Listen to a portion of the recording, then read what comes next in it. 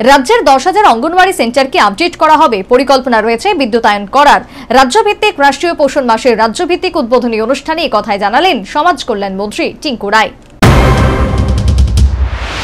1916 সাল থেকে গোটা দেশে রাষ্ট্রীয় পোষণ মাস পালন শুরু হয়। বৃহস্পতিবার সপ্তম রাষ্ট্রীয় পোষণ মাস 2024 রাজ্যভিত্তিক অনুষ্ঠানের সূচনা হয়। আগরতলা টাউন হলে অনুষ্ঠিত অনুষ্ঠানে সমাজ কল্যাণ ও সমাজ শিক্ষা মন্ত্রী টিঙ্কু রায়, মেয়র দীপক মজুমদার, মহিলা কমিশনের চেয়ারপারসন ঝর্ণা দেববর্মা, শিশু সুরক্ষা কমিশনের চেয়ারপারসন জয়ন্তী দেববর্মা সহ অন্যান্যরা উপস্থিত ছিলেন। উদ্বোধনী অনুষ্ঠানে মন্ত্রী টিঙ্কু রায় বলেন, রাজ্যে 10,000 অঙ্গনওয়াড়ি সেন্টারকে আপডেট করা হবে। পরিকল্পনা রয়েছে বিদ্যুতায়ন করার। ইতিমধ্যে আমাদের কেন্দ্র সরকারের সহযোগিতায় আমাদের 10,000 অঙ্গনওয়াড়ি সেন্টার প্রত্যেকটাকে আমরা আপডেট করতে যাচ্ছি এবং প্রত্যেকটা অঙ্গনওয়াড়ি সেন্টার আমাদের যেগুলো বিল্ডিং রয়েছে প্রত্যেকটাকেই আমরা আপগ্রেড করব এবং প্রত্যেকটাতে ইলেকট্রিসিটি ব্যবস্থা করার পরিকল্পনা আমাদের রয়েছে।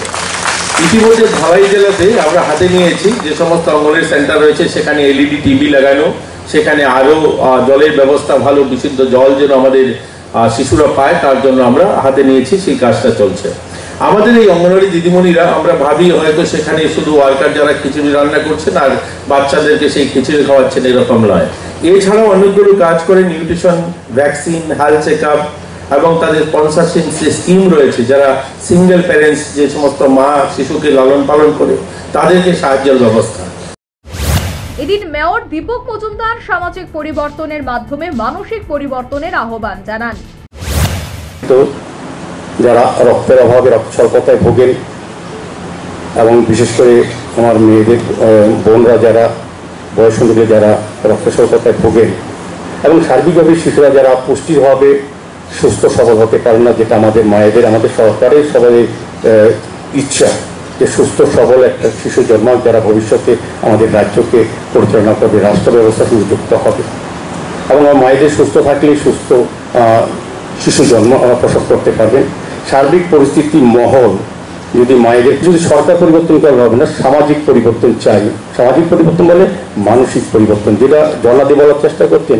প্রত্যেক মহিলাকে আত্মনির্ভর হতে হবে, স্বাবলম্বী হতে, কিন্তু পাশের বাড়ির মহিলাকেও সঙ্গে সঙ্গে নিয়ে আসতে হবে, তবে সকল সমাজ শক্তিশালী হবে। আর সমাজ শক্তিশালী হলেই রাষ্ট্রীয় ব্যবস্থা সুন্দর থাকবে, সমাজের নিয়ন্ত্রণে থাকবে।